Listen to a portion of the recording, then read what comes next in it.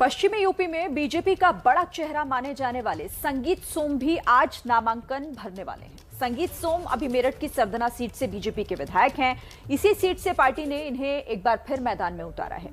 संगीत सोम से एक्सक्लूसिव बातचीत की है हमारी संवाददाता मनोज्ञा लोईवाल ने। मेरठ की सरदना विधानसभा सीट, यहां से विधायक हैं संगीत सोम।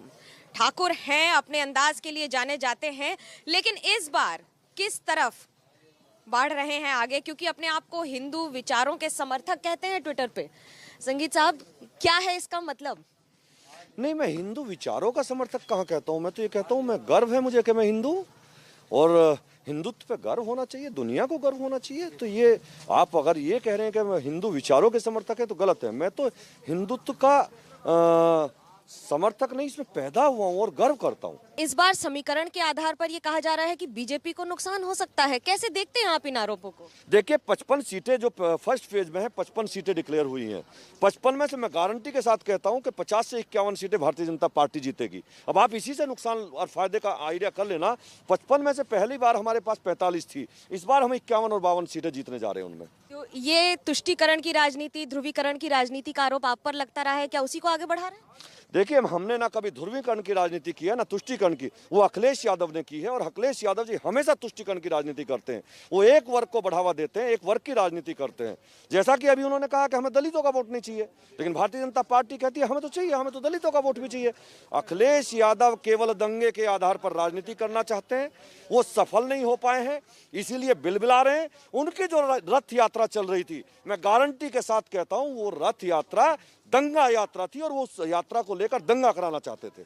आरोप है ये उन पर?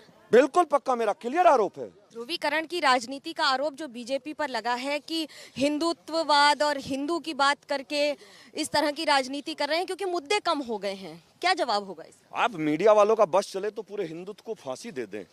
आप लोग हिंदुत्व के इस तरीके से खिलाफ रहते हैं। मेरा काम सवाल आप तक पहुंचाना है और मैं सवाल कर रही हूं। जो आरोप लगे हैं सिर्फ वो, मेरे विचार नहीं। देखिए, नहीं, मुझे लगता है ये आपका विचार हो सकता है। भारतीय जनता पार्टी अगर कौन होगा, ये एक तरीके से कहना चाहिए, हिंदुत्व की एक दुनिया में पहचान है, और हिंदुत्व हमारे लिए एक एजेंडा नहीं हो सकता कभी। आप मीडिया वाले से एजेंडा बना सकते हैं, हमारे लिए एजेंडा नहीं है।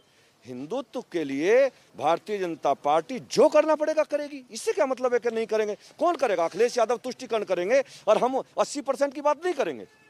80 और 20 यही है इस बार की राजनीति की बिसात। सही बात तो यही है कि उत्तर प्रदेश में 80-20 की लड़ाई है। अब 80% हारता है, 20% हारता है, देखने वाली बात है। और हम गारंटी के साथ कहते हैं कि 80% ने मन बना लिया कि 20% ध्वस्त करना है।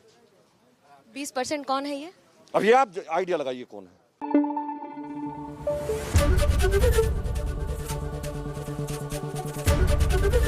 एबीपी न्यूज आपको रखे आगे।